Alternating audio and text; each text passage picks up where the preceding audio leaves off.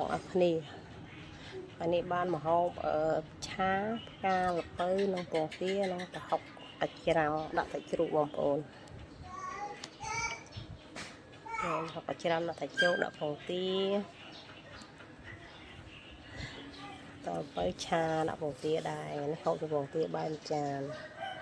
ហូបខ្ញុំទាំងអស់គ្នា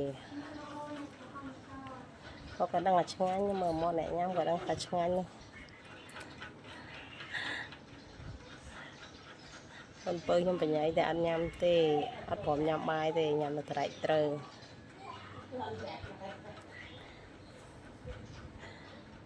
ឆ្ងាញ់បងប្អូនមានជាតិដឹងតែឆ្ងាញ់ហ្មងមើលតែមកអ្នកញ៉ាំក៏ដឹងថាឆ្ងាញ់1គីឡូហើយបាយមួយចានមកហូប2ចានណាបងប្អូនហើយវាស្គមណាយ៉ាងស្គមក៏វាអត់ស្គមដែរ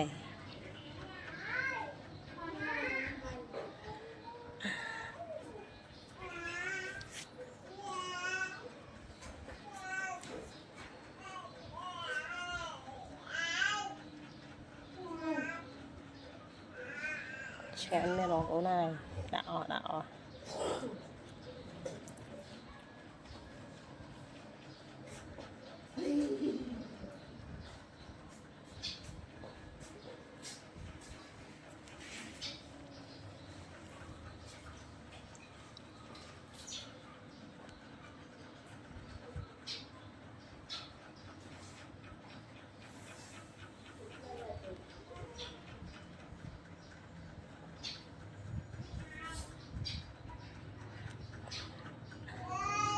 ម្នាក់ឯងពីអ្នកកូនពៅអត់ញ៉ាំទេបើមើលទូរស័ព្ទអត់ញ៉ាំបាយ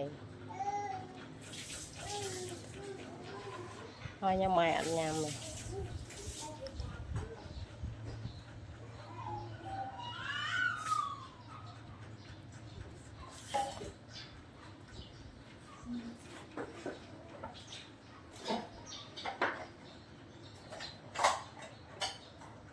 ឆ្ងាញ់ណាស់បងប្អូនហើយជាតិហើយមកជាតិប្រហុកច្រាំដាក់ពងទាដាក់សាច់ជ្រូក3ជាន់មកមានលក់តិចណាអូយជាតិឲ្យមកជាតិ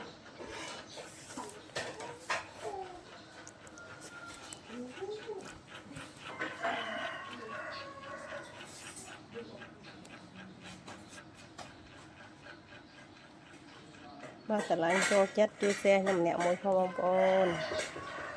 អញ្ចឹងភាសាជាមួយខ្ញុំទាំងអស់គ្នាវីដេអូខ្ញុំមានតែប៉ុណ្្នឹងទេអរគុណច្រើនបាយបាយ